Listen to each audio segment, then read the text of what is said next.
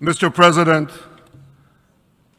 the families of our dear hostages languishing in the dungeons of Gaza, ladies and gentlemen, last year I stood at this podium and I showed this map. It shows the curse of Iran's terror axis. This axis threatened the peace of the entire world. It threatened the stability of our region and the very existence of my country, Israel. Iran was rapidly developing a massive nuclear weapons program and a massive ballistic missile program. These were meant not only to destroy Israel, they were meant also to threaten the United States and blackmail nations everywhere. From Gaza, Yahya Sinwar dispatched waves of Hamas terrorists. They stormed into Israel on October 7th and committed acts of unspeakable savagery. From Lebanon, Hassan Nasrallah had launched thousands of missiles and rockets at our cities, terrorizing our citizens. In Syria, the murderous dictator Assad hosted Iran's forces, tightening a noose of death around our throats. In Yemen, the Houthis launched ballistic missiles at Israel while choking global trade at the mouth of the Red Sea. So what's happened over the past year? We've hammered the Houthis, including yesterday. We crushed the bulk of Hamas's terror machine. We crippled Hezbollah, taking out most of its leaders and much of its weapons arsenal. You remember those beepers, the pagers? We paged Hezbollah, and believe me, they got the message. And thousands of terrorists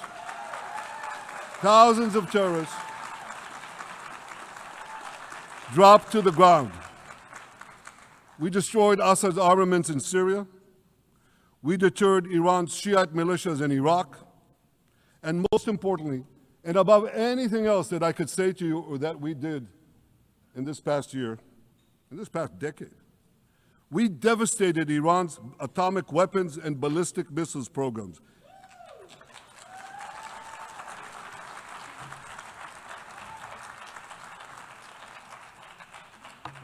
So here's where things stand today.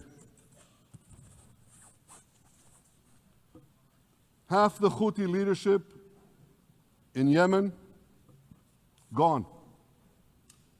Yahya Sinwar in Gaza, gone. Hassan Nasrallah in Lebanon, gone. The Assad regime in Syria, gone. Those militias in Iraq, well, they're still deterred. And their leaders, if they attack Israel, will also be gone. And for Iran's top military commanders and his top atomic bomb scientists, well, they're gone too.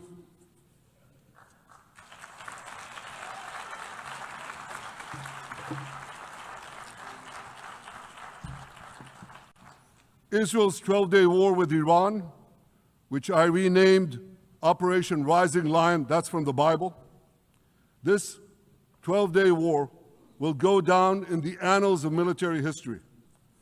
Our daring pilots neutralized Iran's missile defenses and took control of the skies over Tehran. And you saw this. Israeli fighter pilots and American B-2 pilots bombed Iran's nuclear enrichment sites. I want to thank President Trump for his bold and decisive action.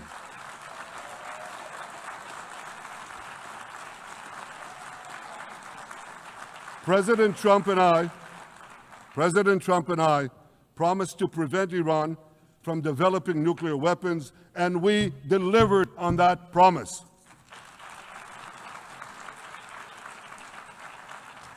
We removed an existential threat to Israel rather, and a mortal threat to the civilized world. We lifted a dark cloud that could have claimed millions and millions of lives. But, ladies and gentlemen, we must remain vigilant. We must remain absolutely clear-minded and vigilant. We must not allow Iran to rebuild its military nuclear capacities. Iran's stockpiles of enriched uranium, these stockpiles must be eliminated. And tomorrow, UN Security Council sanctions on Iran must be snapped back.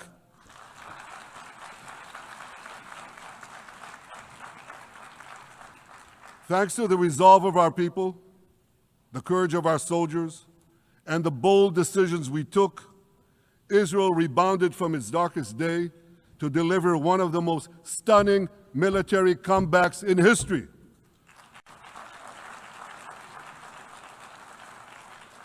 But we're not done yet. The final elements, the final remnants of Hamas are holed up in Gaza City. They vow to repeat the atrocities of October 7th again and again and again, no matter how diminished their forces. That is why Israel must finish the job. That is why we want to do so as fast as possible.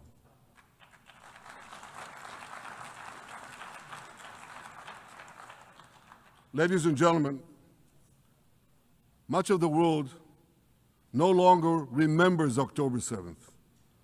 But we remember. Israel remembers October 7th. On that day, well, I'll tell you, you can remember October 7th too. You see this large pin here? It's a QR code.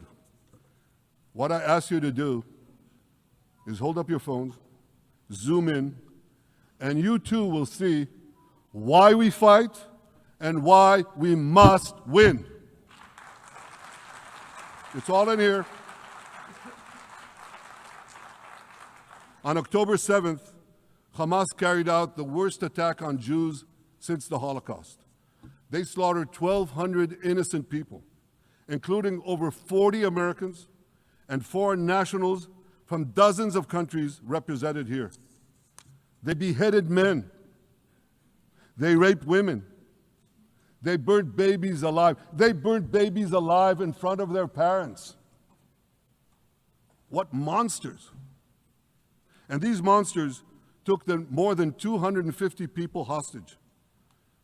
And those included Holocaust survivors, grandmothers and their grandchildren. Who takes hostage grandmothers and grandchildren? Hamas does. So far, we've brought home 207 of these hostages, but 48 still remain in the dungeons of Gaza. 20 of them are alive, starved, tortured, deprived of any daylight, deprived of humanity. These are the names of the 20 living hostages. Matan Angrest, Gali and Zerv Berman, brothers, Elkanah Buchbot, Rom Braslavsky, Nimrod Cohen, Ariel and David Cunyo, another pair of brothers, Guy Gilboa Dalal, Eviatar David. You saw the picture of Eviatar David, emaciated, forced to dig his own grave.